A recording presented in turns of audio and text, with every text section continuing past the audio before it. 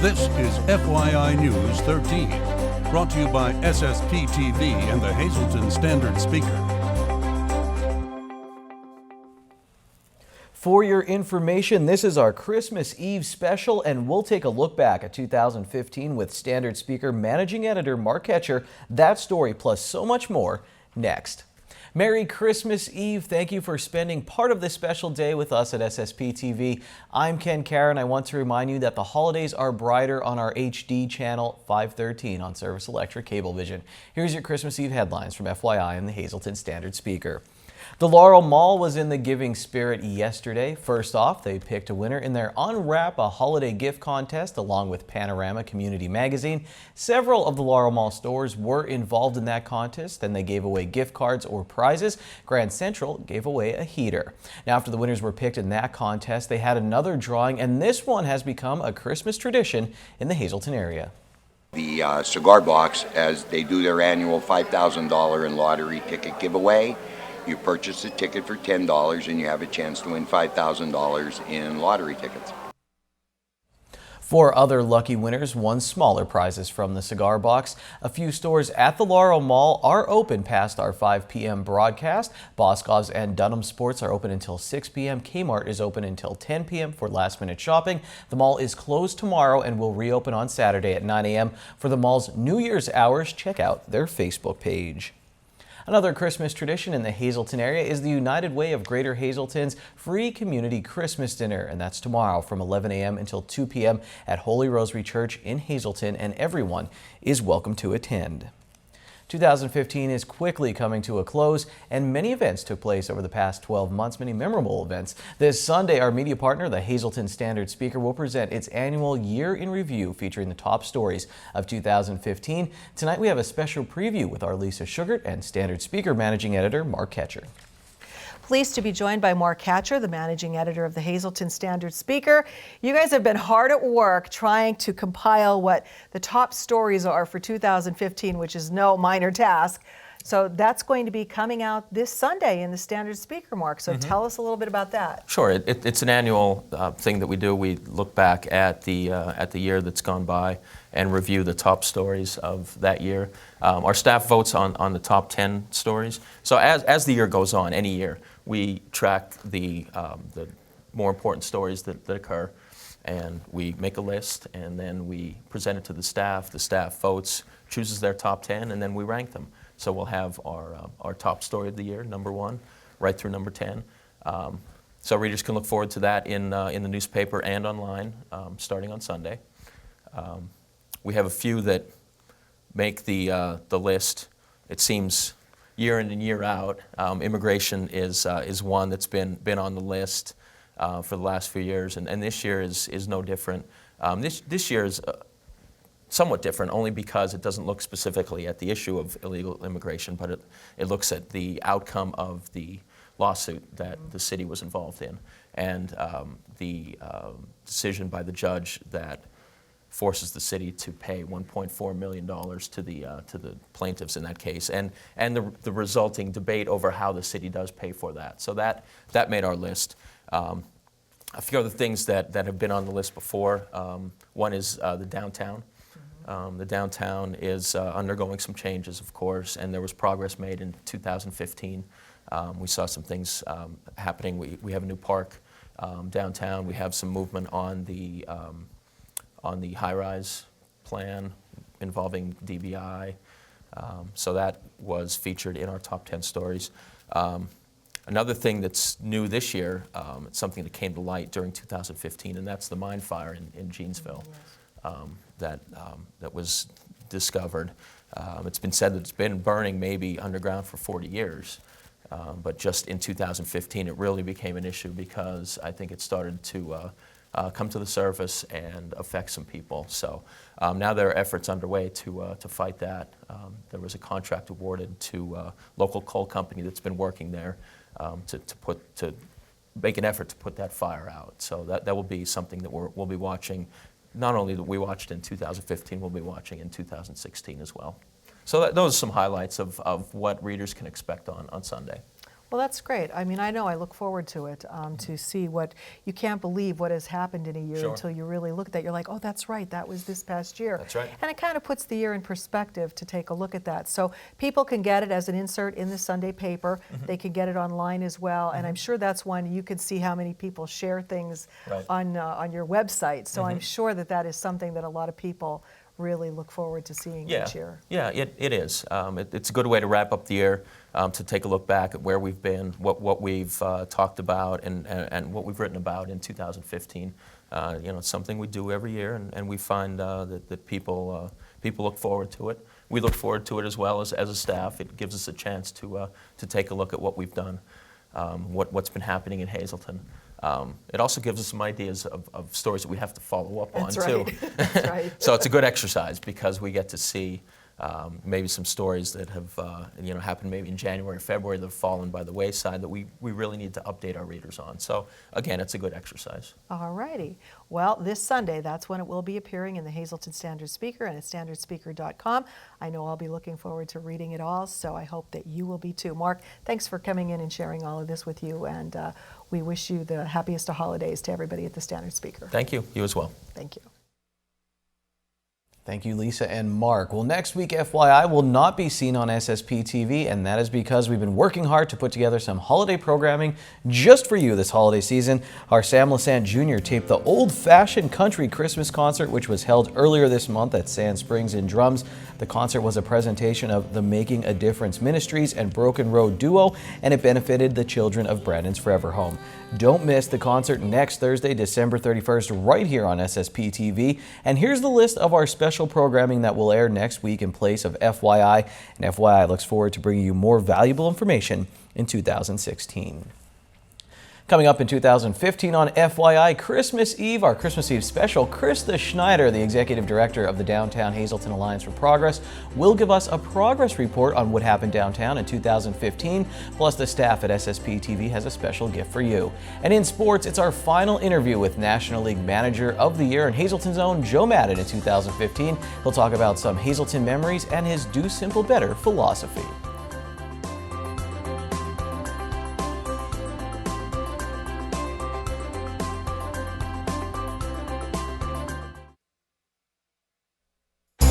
This is FYI News 13, brought to you by SSPTV and the Hazleton Standard Speaker. 2015 is quickly coming to a close, and it was a very good year for a lot of activity in downtown Hazleton. Here to bring us up to speed on what took place this past year, Krista Schneider, the Executive Director of the Downtown Hazleton Alliance for Progress. We were talking earlier, there's a lot on the list of what was done this year. Yeah, a lot of accomplishments, a lot of private initiatives, a lot of public initiatives, a lot of good things. We see the realization of a lot of the things that were discussed in the strategic plan, so that's good. All right, well, let's talk about some of the events that did happen. The Arts Center becoming a reality. Yeah. Luckily, we were able to receive a nice grant from the state and the federal government for the National Endowment for the Arts to move forward with that project. So that's in the design phase, and we continue to move forward with that project. We saw the commitment from the D'Angelo family and what is happening there with the former Traders Bank building, the bridge going across, a lot happening there. Yeah, the two bridges are done, the pedestrian bridges are done. The exterior of the historic Traders Bank has been completely restored. If you drive down at night, there's beautiful lighting. So I think they're moving forward now in the late winter, probably early spring, with the renovations on the interior. So it's moving along, not as quickly as everybody had hoped, but it's moving forward. And we've seen some other buildings are getting spruced up as well. Yeah, the parking garage, the city was able to utilize a grant that they had received to renovate. It's $1.6 million worth of renovations to the parking garage. So it was in pretty bad shape before, but if you drive to it now, you'll see it's new railings, new paint, all the concrete cracks in the interior have been restored. New stair towers, new elevator. It's really and well lit, very well lit at night. So it's actually quite nice. It is, and we've seen some other buildings getting facade renovations. Yeah, we finished 2 facade projects this year, both on Broad Street, and we have funding for additional projects that we are looking to start on next year, and people that are interested in applying for facade program funds, they should contact me, and we can move, help them with it. With all of that on your plate, there was still time to organize a year full of First Friday. So we've successfully completed a year of them. And how would you rate the overall program? Yeah, it was fun. It was really fun. It was interesting to see a bunch of different groups getting involved, businesses as well as nonprofit organizations coming together to really, give something to for the community to do. Not that they don't do very important and exciting things all year round, but just to kind of get together and around a theme and give people, many reasons to come downtown. It was fun. So we're going to see it continue. Yeah, in fact, we're having a planning meeting, I think January 11th. Any businesses that haven't been involved that want to get involved in future 2016 First Friday programs, organizations, and that should contact me. Plan to attend maybe that meeting, and we're going to try to develop the themes and really work out, how we can improve on the program.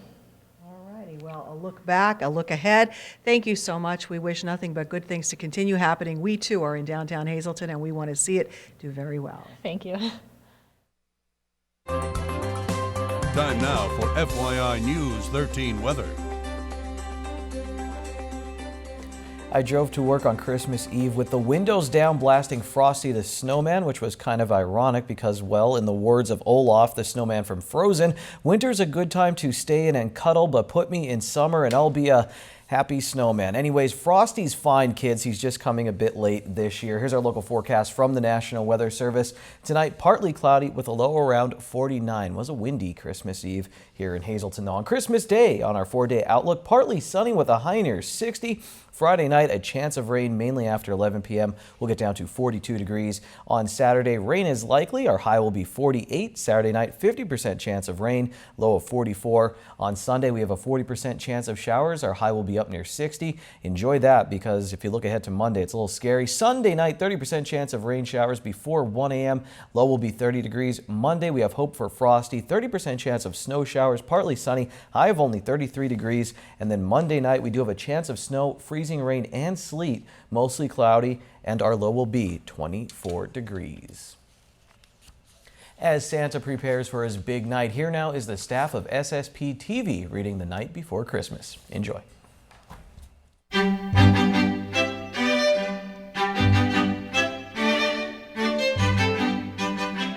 'Twas the night before Christmas, when all through the house, not a creature was stirring, not even a mouse. The stockings were hung by the chimney with care, in hopes that St. Nicholas soon would be there. The children were nestled all snug in their beds, while visions of sugar plums danced in their heads. And Mama in her kerchief and I in my cap had just settled down for a long winter's nap. When out on the lawn there rose such a clatter, I sprang from my bed to see what was the matter. Away to the window I flew like a flash, tore open the shutters and threw up the sash. The moon on the breast of the new fallen snow gave the luster of midday to objects below, when what to my wondering eyes should appear but a miniature sleigh and 8 tiny reindeer. With a little old driver so lively and quick, I knew in a moment it must be St. Nick. More rapid than eagles, his coursers they came, and he whistled and shouted and called them by name. Now Dasher, now Dancer, now Prancer and Vixen, on Comet, on Cubit, on Donner and Blitzen. To the top of the porch, to the top of the wall, now dash away, dash away, dash away all. As dry leaves that before the wild hurricane fly, when they meet with an obstacle mount to the sky. So up to the housetop the coursers they flew, with a sleigh full of toys and St. Nicholas too. And then in a twinkling I heard on the roof, then prancing and pawing each little hoof. As I drew in my head and was turning around, down the chimney St. Nicholas came with a bound.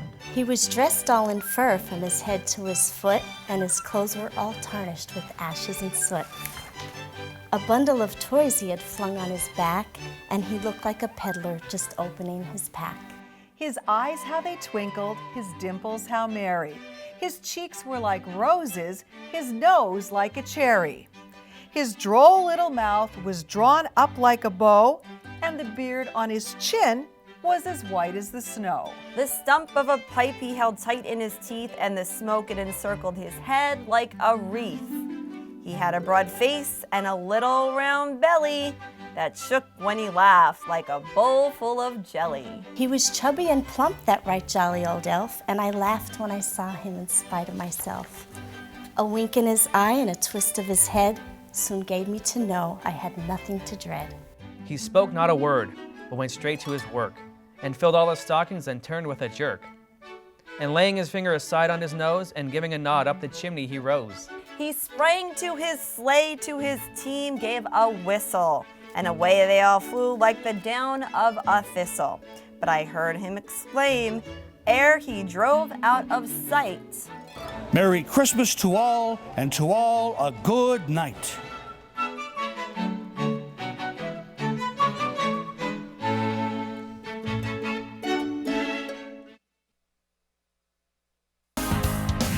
This is FYI News 13 Sports. The wisdom of Joe Madden cannot be confined to an 8 to 12 second soundbite. The Chicago Cubs manager and Hazleton native is a storyteller who's passionate about so many topics and perhaps none greater than the city where he grew up. Here's a Christmas Eve special feature called Do Simple Better, Joe Madden Uncut. The author Henry David Thoreau once wrote, "Our life is frittered away by detail. Simplicity, simplicity, simplicity." Joe Madden seems like a guy who could appreciate Thoreau, and also an insightful comic strip in the Sunday Standard Speaker. When Madden was a coach with the Angels in the 1980s, he says the biggest things for him were the little things, the tiny details of baseball. Getting his players to focus on the little things has helped Madden become one of the most successful managers in Major League Baseball. Now he's bringing a philosophy he calls Do Simple Better to the Chicago Cubs, a franchise that hasn't won a World Series in over 100 years. I don't like complicated.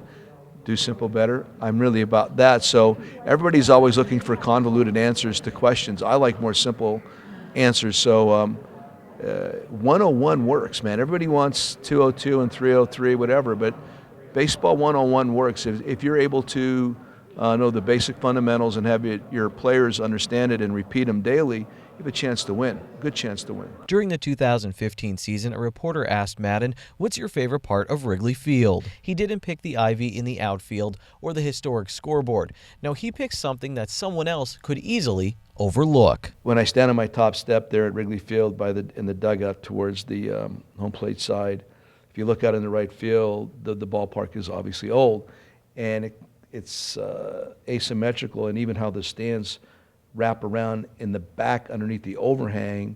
At some point, there's like one seat that's the farthest away, and the overhang, you can't see fly balls, I'm certain. I don't even know how well you can see a scoreboard, and there's pillars everywhere, and somebody sits in that seat. To me, that really illustrates Cub tradition, Cub fans, the whole Cub vibe. If that seat is filled, we're doing something well. So I appreciate that seat. Madden had a much different view when he came back to Hazleton and found himself reminiscing in his childhood home. I was just down in the shop minutes ago before I came down here. The shop is the plumbing shop underneath the apartment building where we grew up. And I was down in there, and they used to have a basket, hoop, up on the wall, which it could have been more than 7 feet up, but maybe an 8 or 9 foot ceiling. But every day they'd come home from work in the wintertime, like right now, filthy, absolutely filthy, but we'd be playing basketball down there like until you had to go upstairs and have dinner. And so by the time we went upstairs, my poor mom, I mean, literally, you are dirty black from the filth on the floor. These guys have been working all day. You've been out playing. It was spectacular. So I'm standing there, and I was a little bit overwhelmed by the remembrance of those moments, because it wasn't just my dad, it was my uncles too. They were all involved. While he was home, he also spent some time thinking about Hazleton's future. He shared his thoughts while talking about the old Thanksgiving Day football game between the former Hazleton High School and the former West Hazleton High School. But there's no reason why that stuff can't occur again. I don't know if Thanksgiving football game can, just because there's no rivalry here anymore, or the way the season's structured anymore. We got to keep an eye on that stuff. I mean, I'm driving around here and I think the place looks a lot better. A lot better, but I hate to see buildings turned into parking lots so much. This had such a great vibe to our hometown, with so much to do for the adults and the kids. That's the whole point, to regenerate that kind of interest in our area that you want to attract and not repel opportunities and businesses and professional people that want to come in here and reestablish what it had been. And that's why we're doing this. That's why I'm doing it. It was the best place in the world to grow up as a kid, by far. Nothing was close. And I don't think our kids are getting the same fair shake that we got back in the day. So again, one step at a time. I'm all about the present tense. We're just talking about doing simple better. Take one thing at a time, but keep in mind, it's all about creating opportunity for our kids. And part of the opportunity is to give them something to do, man. Give them something to do and make it cool for them. And as grown-ups, that's our responsibility. So anyway, that's what I think of when I come back here, and really it smacked me in the face this time coming home. That's Madden's goal and the goal of the Hazleton Integration Project. Some people look at the past as a simpler time, and maybe it was, but now it's time to do simple better. In other local sports news, we have another local athlete who earned all-state honors. Congratulations to Monoy area's Matt Yidsena on being named to the Single-A Pennsylvania Football Writers all-state team. The Golden Bears defensive back had 45 tackles and broke up 5 passes this season. Well, who wants more local sports for Christmas? I do, so here's the FYI Standard Speaker scoreboard. Russell Blaker, he had 17 points in Tamaqua Schuylkill League win over Schuylkill Haven. And in girls basketball, Monoy area, they got a victory. Next up for them, the tournament that they host, the Senator James J. Rhodes Tournament. And finally in wrestling, Monoy area and Tamaqua both suffered losses. That's sports for 2015 on FYI. Good evening, everyone, and here's tonight's social news first. Tonight, happy 16th birthday to Matthew Petruzzi. He is celebrating on Monday. Love from Mom, Dad, Nicholas, and your entire family. In our Talk of the Town report, Community Bible Fellowship, 458 West Spruce Street in Hazleton, will be holding a free Christmas lunch on Friday, December 25th from noon to 2 p.m. For more info, just call 570-790-3753. Our next announcement, the Tamaqua Community Arts Center will be holding an artist meet and greet featuring Ironman Nick East on Thursday, January 7th from 6:30 to 8:30. Nick East creates art with stained glass, metal forging, woodworking, and more. For info, call 570-668-1192. And finally, Nescopec State Park will be holding a first-day hike on Friday, January 1st. Hike the lake area and Nescopec trails with conservation volunteer John Jacoby for an easy 3-mile hike. Program is free, but registration is required by calling 570-474-5884. That's tonight's Talk of the Town. News 13 would like to send sincere condolences to the family and friends of these recently departed. Teresa A. Falatko of Freeland. Memorial is Tuesday at 10 a.m. in the Our Lady of the Immaculate Conception Parish at St. Anne's Church. Friends may call Tuesday from 9 to 10 a.m. The McNulty Funeral Home is in charge of arrangements. And Frank J. Hallock Jr. of Hazleton. Arrangements will be announced by the Frank J. Bonin Funeral Home.